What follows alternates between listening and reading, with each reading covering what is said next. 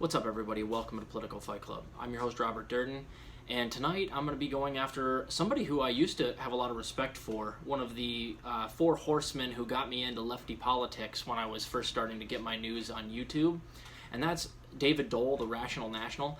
And I'm going after him for doing defense for the squad lately. I've been keeping a watchful eye on him lately because he used to be the type that would definitely want to force the vote, and he was on the side of forcing the vote. But since then, he has been doing an inordinate amount of cover for the squad, and it's kind of annoying. Like, he'll bend to ridiculous lengths and make up ridiculous things to defend, particularly AOC since then, from any attacks from the left, which is ultra annoying. And I'm wondering what he's trying to do. My guess is that a lot of his viewership is just like AOC stands and people who really do love the squad, and he thinks that he'll take a hit in his viewership if he doesn't somehow turn on them like everyone else has. So it's kind of annoying, but he actually interacted with me on Twitter recently where he was talking about how it was nice to see that Bill Maher has faded into irrelevance because of bad takes. And then I commented pretty quickly on it, and I was like, hopefully we can see the same thing about TYT and Ben Dixon and Nomiki Constant, everybody else who was against Force the Vote. And that got quite a bit of interaction, and I actually got he and the Humanist Report to kind of interact with me, even though they didn't necessarily say something specific. Somebody responded to me and said, wasn't David anti-Force the Vote? And that did get his attention, and then he posted a video of himself defending Force the Vote. And what I said was, yeah, David was for Force the Vote, but he's doing a lot of like defense for the squad since they didn't do Force the Vote, which is kind of fishy. And then that was kind of where I stopped interacting. No one else said anything much to that. But I actually got them to interact here. And so here's evidence that I was right. Recently, David Dole went out there and posted a video about how the squad had successfully pushed Biden left on something. And he was talking about the refugee cap. Now, I'm going to post the video below, and I'm going to give you guys a timeline and tell you guys why this is absolutely bullshit and why I now know that David Dole is absolutely not acting honestly. He's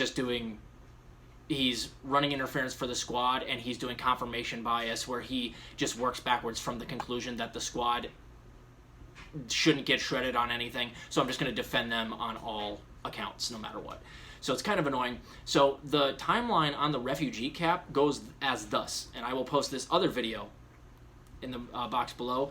Biden said 3 months and change ago, right after he took office, specifically that he was going to lift Trump's refugee cap to from 15,000 to 125,000. And then in the middle of April, he said that he wasn't going to lift the refugee cap at all. So it was going to stay at 15,000.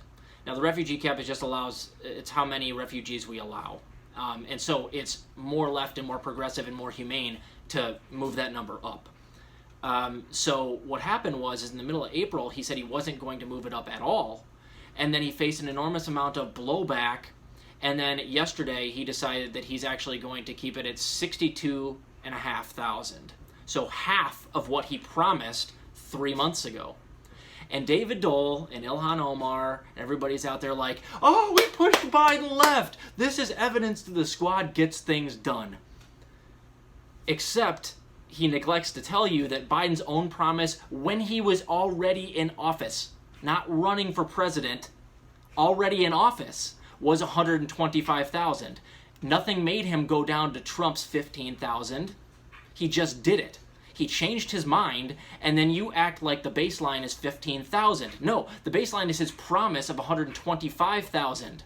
What he did was, he said 125,000, he lied, he dragged you to the right, 110,000, and then you guys went, where?